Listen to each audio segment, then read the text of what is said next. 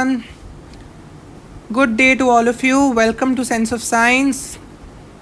One stop for all your concepts of science, maths, and English. So, without any delay, let's begin today's class. Today is the part 2 of nucleophilic substitution reactions in haloalkanes, haloarenes, unit 10 of class 12 CBSE, one of the most important chapters in organic chemistry. And this is the heart of the chapter, what we are doing. So in the previous video, we had an introduction to what nucleophiles and nucleophilic substitution reactions are actually. In this video, we'll be talking about the first mechanism, that is SN1. Now pay attention, these are very important. You have to understand it and make it crystal clear in your mind. Let's begin. SN1 first of all stands for substitution nucleophilic unimolecular. Okay, substitution nucleophilic unimolecular. Now SN1, before I brief this, I'll just quickly brief again what I had done in nucleophilic substitution reactions. You should know that nucleophilic substitution reactions are those in which a nucleophile replaces a halide in an alkyl halide and a carbon nucleophile bond is formed. Okay, this I had done in detail in my previous video. You can check the playlist for this. Alright. Now in SN1, the best way you can remember is one reaction after the other. Okay, there are two steps in this reaction. Two steps, one after the other. Okay, that is the brief I can give you. The first step is I have an alkyl halide. So you can just see I have an alkyl halide which is 2-bromo 2-methyl propane. Okay, this is a 2-bromo 2-methyl propane. Here, now after this I have a nucleophile which is alcohol. The main reaction is, I'll just write out the main reaction to you. CH3CBr. This is an NCRT reaction. Okay, CH3,3CBr plus OH minus is then reacting with, these two are reacting and they are forming CH3,3COH plus Br minus. Okay, so in this reaction 2-bromo 2-methyl propane is reacting with an hydroxyl nucleophile. Okay, and this hydroxyl is actually replacing the bromo, and the bromo is evolved and an alcohol actually is formed, which is 2-methyl propan-2-ol. Now the reaction is not very important in the context we are studying at the moment. Of course, reaction to important hota hi hai, but at the particular context this is not important. We need to understand how this is happening. Now SN1 means two reactions are happening one after the other. The first reaction in SN1 means is the leaving reaction. So the easiest way you can remember is the first step is called the leaving step, in which what happens, the halide and carbon bond break. Because you know in nucleophilic substitution reactions, first the halide and carbon bond would break, and in the second step the nucleophile would join to the carbon. Okay, so in the step 1 the halide and carbon bond breaks, and as carbon loses one bond it becomes a positively charged carbocation. So this is a carbocation. You should already know that nucleophiles are nucleus loving. That means they would be attracted towards positively charged species. So this hydroxide ion which is there is attracted towards the positively charged carbocation. Alright, so just go through it 1 second and I resume.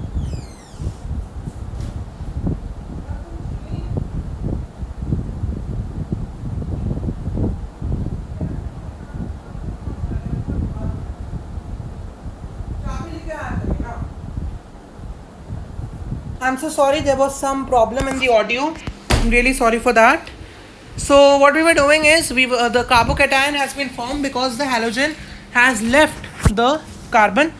Now this carbocation is attracted by the nucleophile OH. Because it is negatively charged, it will be attracted towards the positively charged carbon, and a COH bond will be formed, which is my final compound. So this is your step 2, which is the joining step. So what actually I can write in brief is that the SN1 reaction is happening in two steps. Okay, one after the other. Step 1 is carbon halogen bond is broken. As it is broken, as I discussed in the previous video, the carbon would acquire a positive charge and become a carbocation. The second step is towards this positively charged carbon, the negatively charged nucleophile will get attracted. So this positively charged attracts the nucleophile with a negative charge. Okay, and a CNU bond is formed. and this gives me the final complex or the final compound. I'm so sorry, final compound. Okay, is that fine? All right. Now there are some additional information we need to know for SN1 reactions after understanding how actually they happen. The first information is, in the SN1 reaction, which happens in 2 steps which we understood right now, step 1 is the slowest step. The breaking of bond always requires more energy, and this is a slow step. So I'll just write it here. This is a slow step, or you can say the slowest step. Now what I can actually understand is, in this step, step 1, the carbon and halogen bond is broken, and for breaking any bond, you already know every bond has a delta B, the bond enthalpy. Okay, delta B is the bond enthalpy which any bond has. To break the bond, I need to supply some energy which will help me to break this bond. This energy is provided by a solvent called polar protic solvent. Polar protic solvent. I would soon come up with a detailed video on what is a polar protic and what is a non-polar protic solvent, which will again be in this playlist. You can watch that. Okay. So the polar protic solvent provides this energy for breaking of the bond, and hence all SN1 reactions, okay, would actually happen in a polar protic solvent. Okay. This is my first important point. Okay. The second thing is, from the name, as the name is SN1, the 1 or 2 actually decides the rate order of the reaction. The order of the reaction, which you already have done in chemical kinetics. As it is SN1, 1 means the reaction is first order. Okay, what is the meaning of first order? The rate of the reaction depends on only one reactant. Okay, that is the meaning of first order. And along with that, the rate of the reaction only depends on one step. That is also the meaning of first order. And in this case, as you have done in the order of a reaction, whenever a reaction has multiple steps, the order of a reaction depends on the slowest step. And the slowest step is the rate determining step. These are all lines from your chemical kinetics. Okay. So this is the first step, is your slowest step in this case, which is the bond fission. And hence, the rate of the reaction depends on the step of bond fission. And it follows first order kinetics. So SN1 means 1 for first order, 2 for second order. Okay. Now the second thing is, alkyl halides can be primary, secondary and tertiary. Okay. So you have alkyl halides, they can be primary, they can be secondary, and they can be tertiary.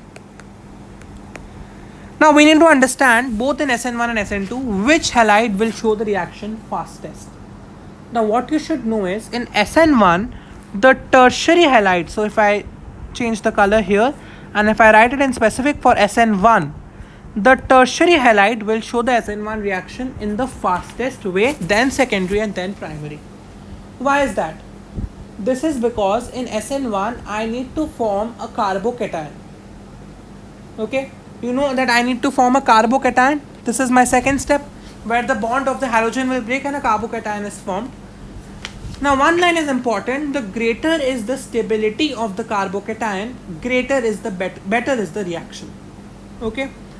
And you have done in general organic chemistry class 11 that carbocation of 3 degree, that means the tertiary carbocation, is most stable. So this is a most stable carbocation. Okay.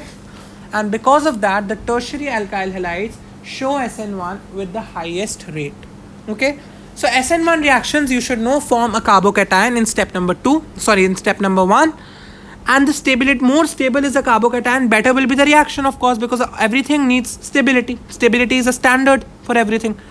And most stable carbocation is always in tertiary degree. This you have already done in general organic chemistry class 11.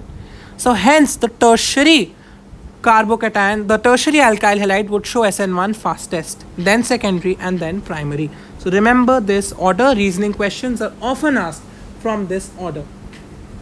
Okay. One more line is there. Allylic and benzylic halides always are reactive towards SN1 because of stability due to resonance. The stability due to resonance you have already done in class 11 general organic chemistry. I would again link a video for that also in the description box and the playlist, so you can go through that if you want to. So this was all about your SN1. So we have cracked your SN1 completely today. Okay, very nice. So in the next video we take up SN2 and understand how it is different from SN1. So in the end, the keyword I told you for SN1 is the SN1 reaction is substitution nucleophilic unimolecular, and it is two steps, one after the other. So from one you can derive it is one after the other, and also the kinetics is the first order reaction. Okay, with that we close the class. Do take care, stay safe, stay home and stay happy. Thank you, take care. Please do subscribe the channel, like the video, and in case if you have any doubt or want me to do any specific topic of any chapter or subject, please do comment in the comment section, and do not forget to subscribe. Thank you.